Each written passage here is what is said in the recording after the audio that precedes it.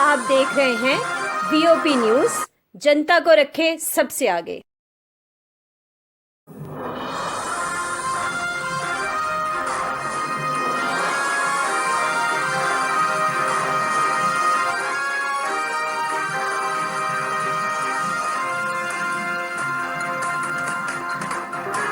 Voice of people, जनता की आवाज।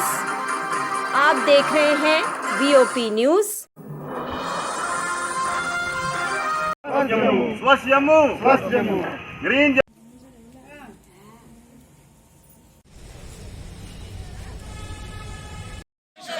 College का काम, कालेज का काम। जतिंदर कुमार जी सर। जैसा कि आप सब मीडिया वालों को पता ही है कि ताड़ी मारो,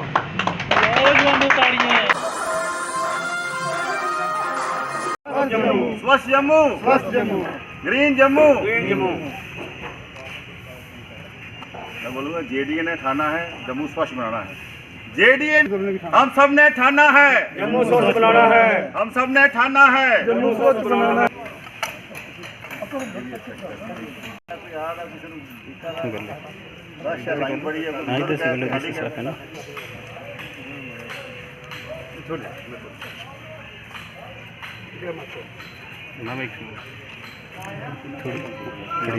खड़ी होने दो, दूसरे हाथ हटेगा, उसके बाद ऐसे फोटो अच्छी नहीं आएगी।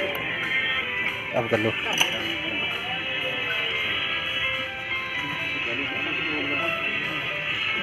मैं ये बावे वाली माता के चरणों में लॉकडाउन के बाद मैं पहली बार आया हूँ। मेरे साथ ऑनरेबल हमारी डिप्टी मेयर पूर्णिमा शर्मा जी, हमारी बीसी चेयरमैन बिमला इकबाल जी, हमारे बहुत ही सीनियर वरिष्ठ हमारे बड़े भाई चंदर जी पटियाल साहब और एक्शन साहब गोपाल जी, इनके डबले वगैरह सारा स्टाफ है जेडीए का यहाँ आया हुआ है। यही सुनने में आ रहा था कि जेडीए बहुत अच्छा काम कर रही है बहु फोर्ट के अंदर। लॉकडाउन के कारण नहीं आना हो सका, तो मैंने कल बीसी इकबाल जी से मैंने ये प्रार्थना की थी कि एक राउंड लगाना चाहते हैं, कम से कम देख के आए भी कितनी डेवलप। लेकिन जहाँ आने के बाद इतना मन खुश हुआ, इतना अच्छा लग रहा है कि काफ़ी सालों के बाद ये सुनवाई जो हम लोग चाहते थे, जो जम्मू चाहता था, जो बावे वाली माता हमारी चाहती थी, ये आज वो सचमुच में वो हमारा सपने जो है वो साकार हो रहे हैं। मुझे साक्षात जो आज जहाँ फाउंटेन लगे हैं, ये जो दृश्य बना है, मुझे आज से काफ़ी देर पहले जो गवर्नर जगमोहन से यहाँ पे जब इन्होंने इस सारे सिस्टम को ठीक किया था, सारा काम काफ़ी हो गया था, लेकिन फाउंटेन नहीं लग पा रहे थे। मैं बार बार यहाँ के विधायक रमन भल्ला जी रहे, चाहे हमारे विधायक कविंद्र गुप्ता जी रहे, उनसे मैं कहता रहा कि यहाँ फाउंटेन लगने चाहिए, फाउंटेन लगने चाहिए। मैं यही कहूँगा कि जब जाके तभी सवेरा। आज माता के चरणों में इतना सुंदर स्थान, जो भी हमारा कोई भाई बहन जहाँ संगत आएगी माँ के चरणों में, उसकी आत्मा बहुत प्रसन्न होगी। और हमारा जो जेडीए विभाग है, विशेषकर बीसी व्हीलर इकबाल जी के टेनर में यह काम हुआ है। हमारे धीरज गुप्ता जो प्रिंसिपल सेक्रेटरीज हैं, इनकी पूरी टीम बहुत बढ़िया काम कर रही है। 1,45,00,000 का काम ये चल रहा है, बाकी और भी ऊपर बहुत से काम चल रहे हैं। लगभग 6-7 करोड़ रुपये का ये सारा प्रोजेक्ट है। धीरे धीरे लॉकडाउन के कारण भले ही लेट हो गया काम, लेकिन आने वाले समय में आप देखोगे कि इसका नक्शा ही बदला हुआ होगा। इसी तरह बागे बहू में भी 30-35 कनाल और ज़मीन उसमें डालकर बागे बहू भी बहुत बड़ा हो रहा है, उसका भी बहुत सा काम चल रहा है। ये रोड हम जहाँ से आते हैं, ये रोड भी डबल होने जा रही है। ये PWD वाले इसको डबल रोड बना रहे हैं, नेशनल हाईवे से लेके वहाँ तक, उस चौक तक, यहाँ से हम उठते हैं। और भी जो कमियाँ होंगी हमने इनसे बात की है, मुझे आशा है कि वो भी धीरे धीरे करके। और ये एक ऐसा स्थान जम्मू कश्मीर में, मंदिरों वाला शहर है हमारा ये। जो भी वैष्णो देवी आए, अमरनाथ यात्रा आए, वैसे तो आता है, लेकिन ये और अट्रैक्शन होने से जो लोग नहीं आते वो भी यहाँ अब आना। जम्मू कश्मीर के लोग तो आएंगे, लेकिन बाहर के भी जो जम्मू में आएगा वैष्णो देवी के लिए, अमरनाथ यात्रा के लिए, शाहदरा शरीफ के लिए, या और किसी स्थान के लिए, बूढ़ा अमरनाथ के लिए, निगाली साहब के लिए, ये एक ऐसा हमारा टूरिज़्म का एक ऐसा हब बनेगा। बहुत सा टूरिस्ट यहाँ आएगा। बहुत बहुत धन्यवाद।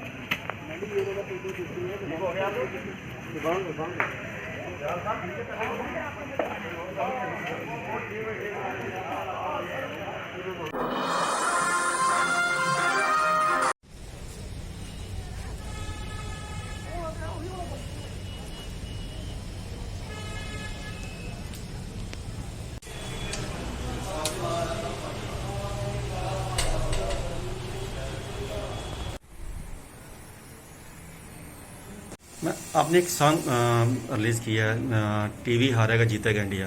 क्या मकसद था और कब इसको आपने बनाया? क्या देखिए, ये मेरा एक छोटा सा ट्रिब्यूट है अपनी कंट्री के लिए। हम लोग, हमारा देश हमारे लिए बहुत कुछ करता है। हमारा क्या योगदान है देश के लिए, एक तो ये होता है कि जहाँ पे हम हैं उस काम को हम अच्छी तरह से करें, जो मैं पूरी कोशिश करती हूँ कि मैं अपनी तरह से करूँ। लेकिन मेरे मन में हमेशा जिस चेयर के ऊपर मैं बैठी हूँ वो डील करती है टीबी के पेशेंट्स के साथ। सो 1 साल हो गया मुझे पेशेंट्स के साथ डील करते हुए, फील्ड में जाते हुए, लोगों से मिलते हुए।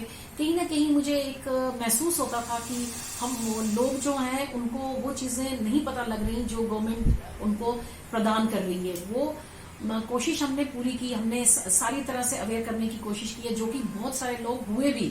हम लोग हमें मिली, उसमें हमें सक्सेस मिली। लेकिन मैं एज ए ह्यूमन बीइंग अपनी कंट्री के लिए और जिस पोस्ट के ऊपर मैं बैठी हुई हूँ उसके लिए मैं क्या कर रही थी, मेरे मन में एक कश्मकश सी रहती थी। सो वैसे ही चूंकि हमारे जो इतने सारे प्रोजेक्ट्स थे, हमें इतना बेनिफिट गवर्नमेंट दे रही है, उसको मैंने मद्देनजर रखते हुए, लेखिका में हूं नहीं, गायिका में हूं नहीं, लेकिन मैंने सोचा कि चलो एक ट्रिब्यूट कैसी रहती है, ये मैं किसी और से गवाती, वो इमोशंस हो सकता है वो नहीं आ पाते, मैं किसी और से ये गाना लिखवाती तो जो मैं प्रस्तुत करना चाहती थी हो सकता है वो नहीं हो पाता। सो मेरा एक छोटा सा एक कोशिश थी, वो मैंने लेखनी के रूप में एक प्रस्तुत की। फिर सोचा कि चलो इसके ऊपर मैं देखूं कि क्या मैं इसको गा सकती हूँ या नहीं। सो मैंने एक छोटी सी प्रयत्न किया जो मुझे कुछ हद तक लगा कि ठीक था। जब वो सॉन्ग मैंने बनाया मुझे लगा कि हाँ, ये अब एक बन गया हुआ है, इसको मैं अपनी समर्पित कर सकती हूँ अपने देश के लिए। प्रधानमंत्री का स्लोगन है टीवी हारेगा देश जीतेगा। सो वो हेडिंग, ये जो मैंने एक सॉन्ग बनाया वो मैंने डेडिकेट किया प्रधानमंत्री को, उनके उस स्लोगन के लिए जिसमें उन्होंने बोला टीवी हारेगा देश जीतेगा। और वो मैंने 15 अगस्त को रिलीज किया ताकि और सोशल मीडिया एक ऐसी पावर है नाउअडेज की, वो हर कहीं पे भी, अगर हम चोटी, पहाड़ की चोटी पे भी हैं तो वहां पे भी आजकल हर किसी के पास मोबाइल्स हैं और सोशल मीडिया के साथ वो कनेक्टेड है। सो मैंने सोशल मीडिया को इसलिए चुना कि मैं उनके जरिए ये मैसेज अपने हर दूर दराज इग्नोरेंट लोगों के पास पहुंचे, जहां पे हमारे पैम्पलेट्स हो सकता है नहीं पहुंच पाए या कुछ कोई हमें दिक्कत आ रही है, तो वो उनके पास जब वो अवेयर होंगे उनको पता लगेगा कि उनको क्या क्या मिल रहा है और हमें ये बीमारी छुपानी नहीं है, हमें आगे आके इस बीमारी का बताना है, हमें गवर्नमेंट की तरफ से कितना बेनिफिट मिलेगा और हम इस बीमारी को अपनी इस प्रांत से, देश से हम इसको दूर कर सकते हैं।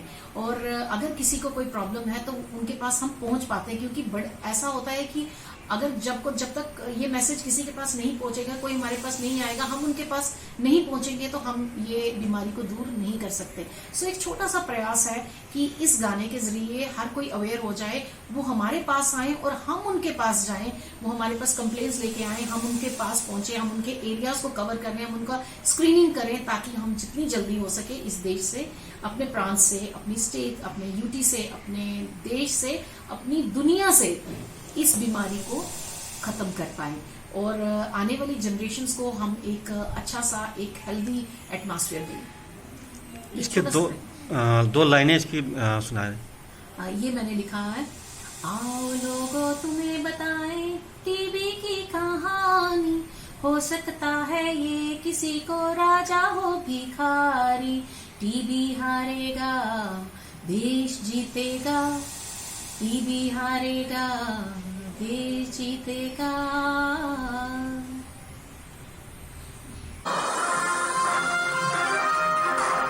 हमें इस माटी की कसम, हमें इस माटी की कसम, हमें इस माटी की कसम। कॉलेज का काम, कॉलेज का काम, कॉलेज का काम, कॉलेज का काम, कॉलेज का काम। कालेज असें इद्धर गै चाहिदा, कालेज इद्धर गै बनना चाहिदा। अस गौरमेंट अग्गें अपील करने आं कि गौरमेंट अग्गें अपील करने आं कि कालेज दा कम्म शुरू कीता जाए। ते 1 म्हीना होई गेआ बैठे, साढ़े भैन भ्राऽ सारे बैठे आनियै रोज बैठे होंदे, जिन्ने चिर कम्म शुरू नहीं होया इन्ने चिर असें इत्थै धरना देना।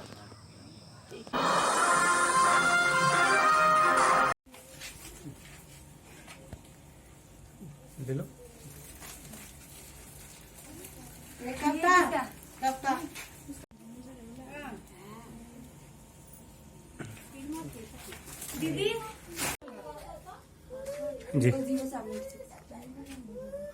मैं श्यामला बसंत कारपोरेटर वार्ड नंबर 48। जैसा कि सभी सेंटरों में जो हमारा जो राशन जो आया था ICDS की तरफ से वो बांटा जा रहा है। जैसे कि 6 महीने से लेकर 3 साल तक बच्चे को, और उसके बाद 3 साल से कल 6 साल तक नर्सिंग वुमन हैं और प्रेग्नेंट लेडीज हैं, उनको जो पिछले साल का जो राशन बचा हुआ था वो उनको आज बांटा जा रहा है। ये बड़ी खुशी की बात है कि बराबर जिसमें शादियाँ जो हमारी जहाँ पर आंगनबाड़ी वर्कर हैं जहाँ की, बिल्कुल ग्रामों के हिसाब से बिल्कुल बराबर जिसको जितना हिस्सा आता था वो इतना दे रहे हैं। और ये मैं इसके साथ साथ मैं कोरोना की बात करूंगा, सभी को चाहिए, जितनी नर्सिंग मदर जहाँ आई हैं, प्रेग्नेंट लेडी जहाँ आई हैं, उसका ध्यान बिल्कुल 3 जो हमारे स्तंभ हैं उनका मेन ध्यान रखना है, क्योंकि जो सोशल डिस्टेंसिंग का है, मास्क पहनने का है और हैंड सैनिटाइजेशन का है, इनके ये तीनों के जो हैं इनके ध्यान रखना है। और इसी के साथ साथ अपने बच्चों का जो है, बच्चों का खास ख्याल रखना है, न्यूट्रिशन का जो खास ख्याल रखना है, क्योंकि जो बच्चे शुरू में जो बच्चे जिनकी न्यूट्रिशन कम हो वो उनकी बुद्धि इतनी डेवलप नहीं करती है। न्यूट्रिशन का अपना पूरा जो ध्यान रखें। जो भी हमारी नर्सिंग वुमेन है या प्रेग्नेंट लेडी हैं उनको पूरा अपने जो सप्लीमेंट वगैरह जहाँ से जो दिए जाते हैं प्रॉपर उनको दिए जाते हैं। और उम्मीद करता हूँ कि ये जो जितना भी जहाँ से न्यूट्रिशन मिलता है इसका पूरा इस्तेमाल करेंगे।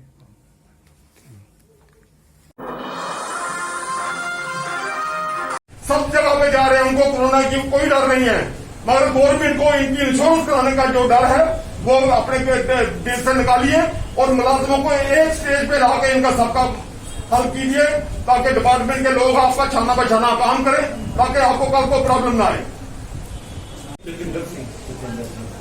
जितेंद्र कुमार जी सर।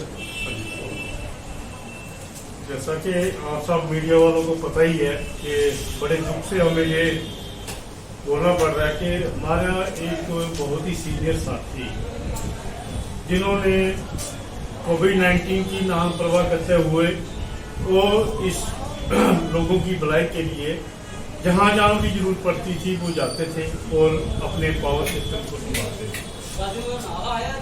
उसी सेवा को देते हुए उनको कब कोरोना हो गया, कब कोविड-19 उनको पता ही नहीं चला। जैसे ही पता चला तो वो एक वीर मुद्रा में उनको हॉस्पिटलाइज कराया गया। लेकिन भगवान की मर्जी ऐसी थी कि उनको हमारे साथी जिन्होंने बहुत कोशिश करी उनको अच्छा से अच्छा इलाज मिल सके, सब कुछ हो सके, लेकिन हम उनको बचा न सके। हमें बड़े अफसोस के साथ कहना पड़ता है ये तो एक कोविड-19 का केस है। वैसे भी आपको पता ही है कि बिजली विभाग एक ऐसा विभाग है जहाँ पे हमारे कर्मचारी 24 घंटे एक आके बोले पे बैठे हुए होते हैं। जब भी ये लोग काम करते हैं तो इनको तो 24 घंटे खतरा रहता ही है, चाहे वो हाइट से गिरने का हो, चाहे पावर शॉक, क्योंकि आपको पता है कि बिजली एक ऐसा सिस्टम है, पता नहीं चलता कौन सी केबल, कौन सी तार कहाँ से आ रही, इतनी जंबलिंग हुई होती है, लोगों का प्रेशर होता है, मौसम का प्रेशर होता है, कभी बारिश में, कभी तूफान में, कभी ग्रीष्म गर्मी में भी। तो उनको प्रेशर की वजह से क्या होता है कि वो थोड़ा सा जल्दी में जरा सी गलती हो जाए तो हमारा जो वर्कर होता है वो एकदम इलेक्ट्रिक शॉक में इलेक्ट्रोक्यूट होगी, जहाँ तो उसके बेचारे के अंग निकल जाते हैं, जहाँ उसकी ट्रांसफर डेथ हो जाती है। तो हमारा एवरेज ऑन एन एवरेज हम देखते हैं कि हमारी अगर हम जम्मू प्रोविंस की बात लें तो कम से कम एवरेज 15 से 20 लोग जो हैं वो इलेक्ट्रोक्यूशन से बैठ जाते हैं, जिसमें बहुत सारे लोग मर जाते हैं, उसके अंग वगैरह जो है वो निकल जाते हैं।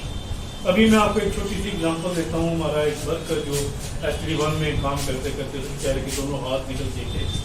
डिपार्टमेंट ने भी उसको कोशिश करी है किसी तरीके से कंपनसेट करने की, लेकिन उसका अभी भी बयान आ रहा है कि नहीं कि मुझे सरकार की तरफ से कोई बेनिफिट नहीं हुआ जाऊँगा। माली हालत भी उन लोगों की बेचारे की कमजोर है। जितेंद्र कुमार नाम का बंदा है, वो शायद टांडा से बिलोंग करता है। तो हम आपके माध्यम से सरकार से उसके बारे में भी अपील करते हैं। और सबसे बड़ी बात यह है कि ये जो कोविड-19 का आपदा जो हमारी सरकार देख रही है, इसमें हमारे बिजली कर्मचारियों ने ना दिन देखा, ना रात देखी, ना ये देखा ये रेड जोन है, ये ग्रीन जोन है, ये ऑरेंज जोन है। उन्होंने हर तरह से लोगों को अपनी तरफ से जो बिजली का सुचारू बनाने के लिए जगह जगह पे काम किया। जब भी कोई ब्रेकडाउन होती है, जब भी कोई हमें इंफॉर्मेशन मिलती है, एकदम हमारी जो टीमें जो है वो रश करती हैं पर्टिकुलर एरिया में। अब उनके पास डिमांड क्या करते हैं? होता है, सब कुछ होता है कि किसी तरीके से उनको किसी तरीके से उनको वो काम करते थे। लेकिन इतना कुछ होने के बावजूद भी सरकार की तरफ से कोविड-19 का हमारे एम्प्लॉइज के लिए कोई इंश्योरेंस नहीं। कोविड-19 का इंश्योरेंस जैसे कि मेडिकल हेल्थ वालों के लिए है, उनको इन्होंने वॉरियर बनाया है, ये सब कुछ बनाया है, या पुलिस वाले हैं या सिक्योरिटी वाले हैं, या इवन पीएचडी वालों को भी इन्होंने कुछ बेनिफिट्स दिए हैं। लेकिन हमारे इलेक्ट्रिकल एम्प्लॉइज के लिए सरकार ने ऐसा कोविड-19 के चलते कोई भी बेनिफिट स्कीम नहीं की है, कोई इंसेंटिव नहीं की है। हमारी आप लोगों के माध्यम से सरकार से यही पूरी और मांग है कि हमें इंश्योरेंस सेक्टर में कवर किया जाए, ताकि हमारे लोग किसी भी चीज की चिंता न करते हुए दिन रात अपना जो काम करते हैं और जोर शोर से लोगों के जितनी भी प्रॉब्लम होती है बिजली की उनको ठीक करें और उनको इंश्योरेंस कवर मिला। बोला मैं एजाज कादमी कोऑर्डिनेशन कमेटी का member, general secretary provincial power supply union की तरफ से आज हमें बड़ा अफसोस है कि हमारा एक साथी जो कि कल कोरोना की वजह से उसकी डेथ हो गई है, और हमें ये भी बहुत दुख से कहना पड़ता है कि हमारा डिपार्टमेंट और गवर्नमेंट हमारे डिपार्टमेंट के लिए अभी तक ये सोई है। क्यों? म्यूनसिपलिटी का, मेडिकल का, पीएचई का, पीडब्ल्यूडी का, इरिगेशन का, सैनिटाइजेशन डिपार्टमेंट का, ये सब का इंश्योरेंस है, मगर हमारे डिपार्टमेंट के लिए कोई इंश्योरेंस की पॉलिसी नहीं है। क्यों? हमारे साथ ये क्यों ऐसा सुतेला व्यवहार कर रहे हैं, जिसकी वजह से हमारे मुलाजमों में बहुत रोष है और उसकी वजह से गवर्नमेंट को नुकसान उठाना पड़ेगा। अगर ये मुलाजम काम करना बंद कर देंगे तो ये गवर्नमेंट बड़ी परेशान हो जाएगी, जिसकी सारी जिम्मेवारी गवर्नमेंट के ऊपर खुद जाएगी। ये सामने नजर आ रहा है कि हमारे कई लोग बेचारे अभी भी हॉस्पिटल में पड़े हैं।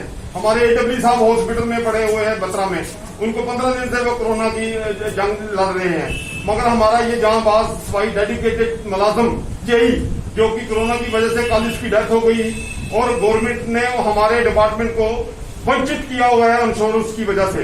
हमारा डिपार्टमेंट इंश्योरेंस में नहीं है। और हमारे अपने डिपार्टमेंट की तरफ से मैं आपको एक बड़े दुख की बात सुनाता हूं कि जब गवर्नमेंट ने एडिशनल डीसी ने जब लेटर लिखा हमारे डिपार्टमेंट को कि ये अपने अपने कोरोना वॉरियर के नाम दीजिए ताकि हम भी उनको इंश्योरेंस के नीचे लाएं, मगर हमारे अफसरान ने ऐसी जहमत नहीं की, जिसकी वजह से हमारा डिपार्टमेंट के कोरोना वॉरियर की लिस्ट उनके पास पांच आदमी उन्होंने मांगे, मगर उनके पास अभी तक वो लिस्ट नहीं पहुंची।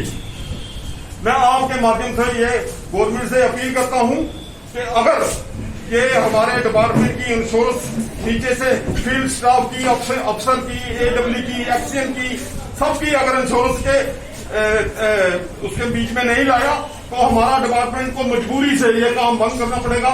इसकी सारी जिम्मेवारी जो होगी ये एडमिनिस्ट्रेशन के ऊपर होगी।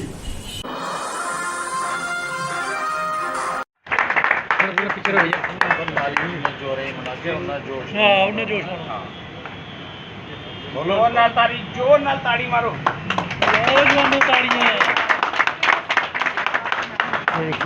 जोर नाल ताड़ी बजाते रहो।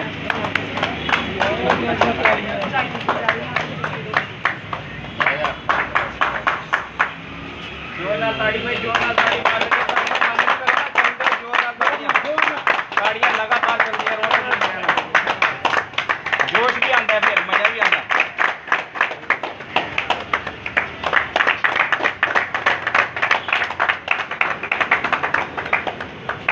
जोर नाल ताड़ियां मारते जाओ जी। जोर नाल ताड़ियां जी।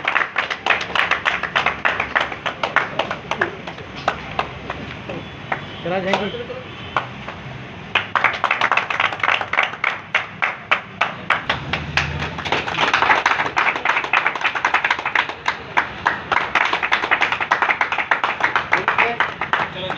पैंतीस पार्टी जिंदाबाद। पैंतीस पार्टी जिंदाबाद। जिंदाबाद जिंदाबाद जिंदाबाद। पैंतीस पार्टी जिंदाबाद। जिंदाबाद जिंदाबाद। जम्मू की आवाज पैंतीस पार्टी जिंदाबाद। जिंदाबाद जिंदाबाद। जम्मू की आवाज पैंतीस पार्टी जिंदाबाद। जिंदाबाद जिंदाबाद। युवाओं की आवाज पैंतीस पार्टी जिंदाबाद। जिंदाबाद।